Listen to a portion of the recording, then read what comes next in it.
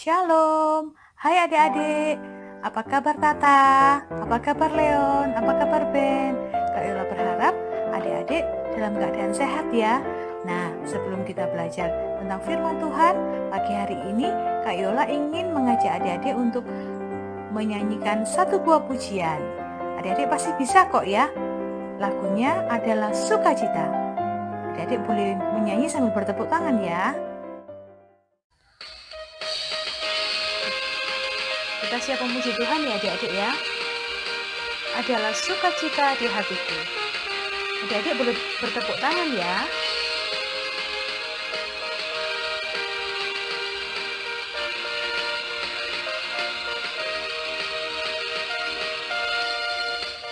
Adalah sukacita di hatiku, di hatiku, di hatiku adalah sukacita di hatiku. Diberikan Tuhanku, aku bersyukur, bersukacita karena Tuhan diam di dalamku. Aku bersyukur, bersukacita karena Tuhan diam di dalamku. Kita ulang lagi. Adalah sukacita di hatiku, di hatiku, di hatiku adalah sukacita di hatiku. Diberikan Tuhanku, aku bersyukur, bersukacita karena Tuhan diam di dalamku. Aku bersyukur, bersukacita karena Tuhan diam di dalamku. Karena Tuhan diam di dalamku. Karena Tuhan diam di dalamku.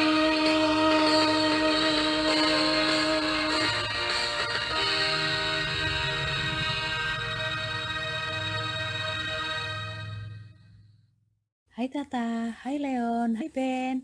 Pagi hari ini kita akan belajar tentang Nabi Elia. Kita akan melanjutkan cerita minggu yang lalu. Tema pagi hari ini, Elia di atas Gunung Horeb. Diambil dari 1 Raja-Raja 19 ayat 1 sampai 20a. Sudah siap ya adik-adik? Cerita minggu lalu, Nabi Elia menantang 450 Nabi Baal dan menang. Api dari langit membakar persembahan Nabi Elia. Ratu Isabel adalah penyembah patung. Ratu Isabel ingin menangkap Nabi Elia. Nabi Elia menjadi takut kepada Ratu Isabel. Nabi Elia melarikan diri ke padang gurun.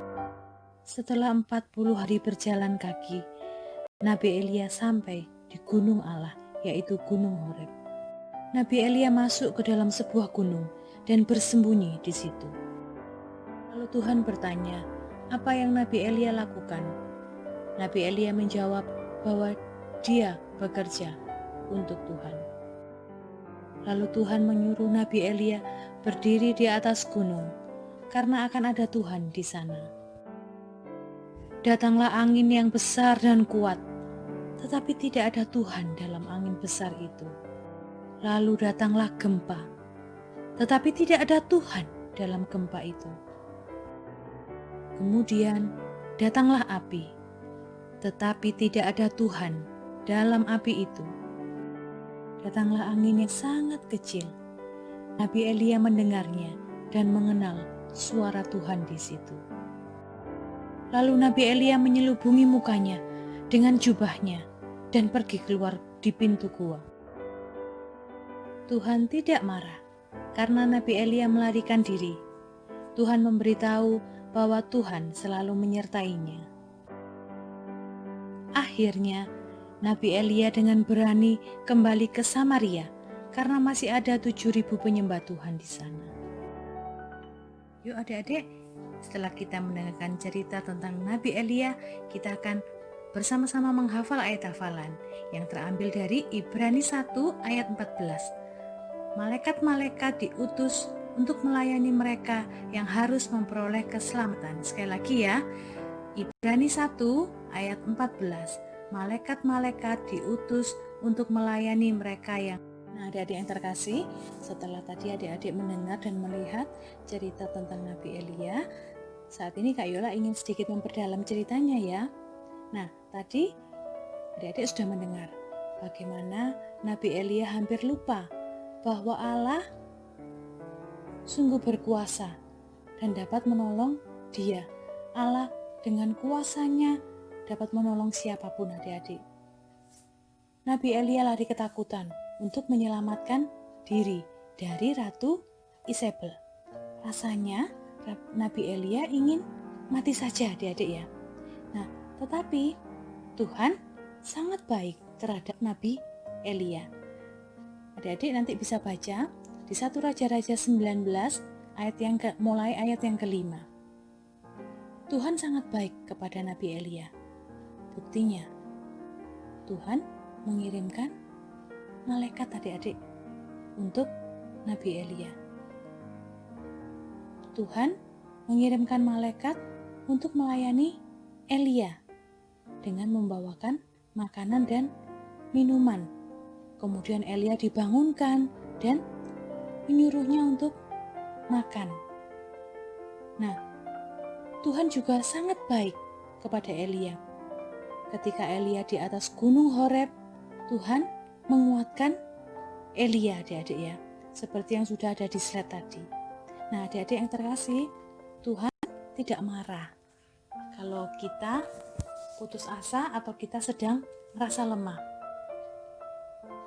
Tuhan akan selalu menolong kita supaya kita menjadi kuat kembali. Nah, di antara adik-adik, siapa di sini yang pernah merasakan kecewa atau merasa putus asa? Ayo coba adik-adik ingat. Nah, adik-adik, ketika kita mengalami hal itu, kita tidak harus lari seperti Elia ya. Ketika kalian merasa kecewa, putus asa, merasa lemah, tidak berdaya, kita tidak boleh lari seperti Nabi Elia. Tuhan sangat mengasihi anak-anak. Tuhan sangat mengasihi Tata, mengasihi Ben, mengasihi Leon, dan mengasihi anak-anak yang lainnya. Nah, ketika adik-adik merasa kecewa, putus asa,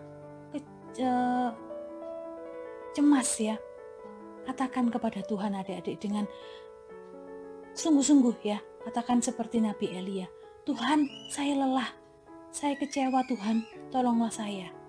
Dan Tuhan pasti akan menjawab, Tuhan akan menghibur dan menguatkan adik-adik. Nah, dari cerita ini kita akan menjadi ingat ketika adik-adik merasa putus asa, merasa kecewa, merasa takut, merasa gelisah, carilah selalu Tuhan ya. Kalian akan menjadi tenang, kalian tidak akan menjadi takut, karena Tuhan senantiasa menolong adik-adik, menguatkan adik-adik. Nah, adik-adik, cerita kita pagi hari ini sudah selesai ya. Nah, selanjutnya tugas adik-adik sama seperti minggu kemarin, yaitu silakan adik-adik menghafal ayat hafalan yang sudah Kak Yola berikan. Kemudian adik-adik bisa memvideo adik-adik, dan kemudian adik-adik bisa mengirimkan video adik-adik ke Kak Yola ya. Nah, sebelum kita mengakhiri belajar kita pagi hari ini, yuk kita sama-sama berdoa dulu yuk. Lipat tangan, tutup mata. Kak Yola yang pimpin ya. Tuhan, kami bersyukur dan berterima kasih karena Engkau sungguh hadir di tengah-tengah ibadah sekolah minggu yang kami lakukan di rumah kami masing-masing. Terima kasih Tuhan untuk kesehatan yang Tuhan senantiasa nyatakan buat setiap anak-anakmu, anak Tata, Leon, dan juga Ben. Terima kasih Tuhan atas cerita firman Tuhan pada pagi hari ini. Tolonglah kami anak-anak-Mu supaya ketika kami merasa putus asa, kecewa, ketika kami takut, kami selalu mengingat Engkau dan mencari Engkau Tuhan di dalam setiap kesukaran yang kami alami ya Bapa.